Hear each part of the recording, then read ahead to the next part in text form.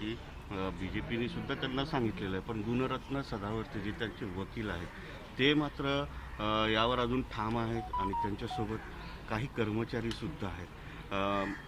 परिवहन मंत्र्यांनी सुद्धा सांगितलं आहे त्यांना. राज्याच्या परिवहन मंत्र्यांनी, राज्याच्या मुख्यमंत्र्यांनी, राज्याच्या प्रमुख नेत्यांनी, विरोधी पक्षनेते आणि त्यांच्या पक्षानं जेव्हा सांगितलेलं आहे की आता संप संपायला पाहिजे आणि कामगार ऐकण्याच्या मनस्थितीमध्ये आहेत, कामगारांना भरघोस वेतनवाढ दिलेली आहे, विषय आहे विलिनीकरणासंदर्भात महामंडळाचा, तो विषय न्यायालयात आहे.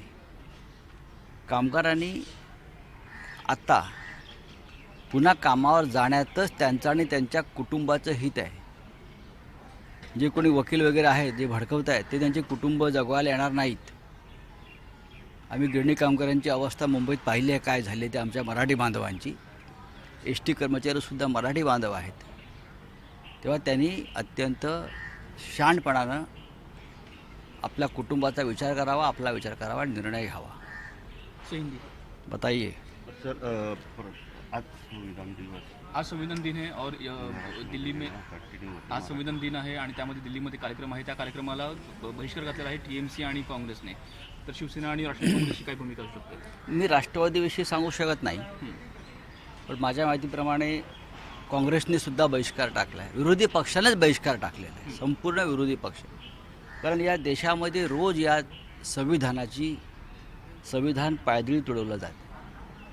संविधानाचं राज्य या देशात राहिलेलं नाही. हुकुमशाही पद्धतीनं काम चाललं आहे.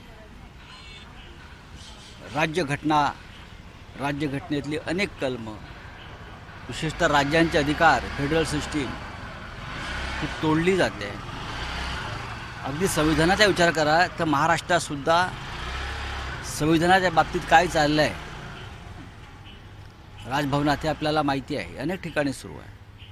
त्याच्यामुळे संविधान दिन पाळण्याचं नाटक कशा करता हा देश संविधानाच्या माध्यमातून चालावा यासाठी डॉक्टर बाबासाहेब आंबेडकरांनी घटना समितीमध्ये काही मुद्दे मांडले होते. ते महत्त्वाचे आमच्यासाठी आहे. संविधान आमच्यासाठी धर्मग्रंथ आहे, पण तो धर्मग्रंथ गेल्या काही वर्षापासून रोज पायाखाली तोडवला जातो आहे, त्याची अवहेलना केली जाते. आणि म्हणून विरोधी पक्षानं जो संविधान दिवस पाळायचं सरकारनं जो संविधान दिवस एक दिवसासाठी पाळायचं ठरवलं आहे, तोडवला जातो आहे, त्याची अवहेलना केली जाते. आणि म्हणून विरोधी पक्षानं जो संविधान दिवस पाळायचं सरकारनं जो संविधान दिवस एक दिवसासाठी पाळायचं ठरवलं आहे आणि या सेंट्रल हॉलमध्ये संसदेच्या कार्यक्रम आहे, विरोधी पक्षांच्या भूमिकेला संपूर्ण शिवसेनेचा पाठिंबा आहे. आम्हीसुद्धा त्या कार्यक्रमात सहभागी होत नाही. काल माझं माननीय शिवसेनेचे पक्षप्रमुख उद्धवजी ठाकरे, आदित्य ठाकरे यांच्याशी चर्चा झाली आणि आमचं ठरलं की आम्ही सगळ्यांबरोबर आहोत. हिंदी बताइए. आज संविधान दिन है और इसमें TMC देखिए, संविधान का ही देश में एक महत्व होता है. डॉक्टर बाबा साहेब आम्बेडकर के नेतृत्व में जो संविधान सभा थी, इस देश को अधिकार दिया है, जनता को अधिकार दिया है, राज्यों को अधिकार दिया है. लेकिन आज उस राज्य को, जनता को, सबको उनके अधिकार कुचल दिए जाते हैं. तो संविधान का मतलब क्या होता है? कहाँ है संविधान? आप मुझे बताइए. महाराष्ट्र में देखिए दर दिन क्या हो रहा है. हमारी सरकार बहुमत में है, फिर भी हमारे खिलाफ केंद्रीय जांच एजेंसी, कभी राजभवन, कभी और ये सब साजिश चलती है. ये संविधान के खिलाफ है सब कुछ. और आप संविधान दिन मना रहे हो एक दिन के लिए सेंट्रल हॉल में. विपक्ष ने एकजुट होकर उसको विरोध जताया है. मेरी आज ही मुख्यमंत्री जी से बात हुई है, आदित्य ठाकरे जी से बात हुई है, और हम भी जो बहिष्कार हो रहा है आज का कार्यक्रम के ऊपर, शिवसेना उसमें शामिल है. हमारे सांसद उसमें शामिल नहीं हो गए. परमबीर सिंह मुंबई में आए हैं. मालूम नहीं मुझे. सर, ST संदर्भातलं हिंदी बोलिए. सर, ST कर्मचारी स्ट्राइक अभी भी जारी है. स्ट्राइक जारी नहीं है.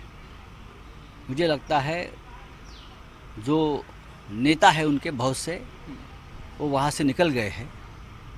और बहुत से कर्मचारी भी काम पर वापस लौट रहे हैं। कुछ एक दो लोग हैं जिनके पीछे कामगारों की ताकत नहीं है, वो नौटंकी करने दो।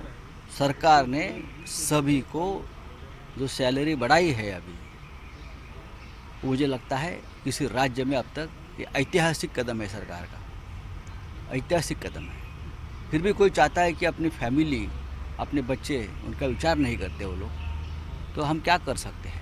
लेकिन हमारे जो ट्रांसपोर्ट मिनिस्टर ने कहा है, आपको अगर काम को नहीं आना है तो आपके ऊपर कठोर कार्रवाई होगी। चलिए, सर जे संपात सहभागी आहेत ते कर्मचारी त्यांना नोव्हेंबर काम पर वापस लौट रहे हैं। कुछ एक दो लोग हैं जिनके पीछे कामगारों की ताकत नहीं है, वो नौटंकी करने दो।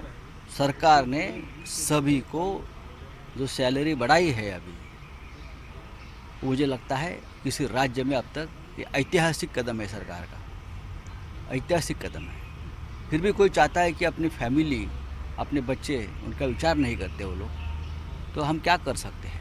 लेकिन हमारे जो ट्रांसपोर्ट मिनिस्टर ने कहा है, आपको अगर काम को नहीं आना है तो आपके ऊपर कठोर कार्रवाई होगी। चलिए, सर जे संपात सहभागी आहेत ते कर्मचारी त्यांना नोव्हेंबरचा पगार मिळणार नाही आहे. याविषयी परिवहन मंत्री बोलतील, मी कसं काय बोलणार, अर्थमंत्री बोलतील. तर सीएमला डिस्चार्ज कधी मिळणार?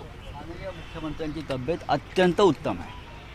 काल ते कॅबिनेटच्या बैठकीत सहभागी झाले, काही निर्णय घेतलेले आहेत, पण अजून काही किरकोळ उपचार त्यांच्यावर सुरू आहेत. त्यांना पूर्ण बरं होऊन त्यांनी बाहेर यावं अशी आमची इच्छा आहे आणि ते लवकरच येतील आणि कामाला लागतील.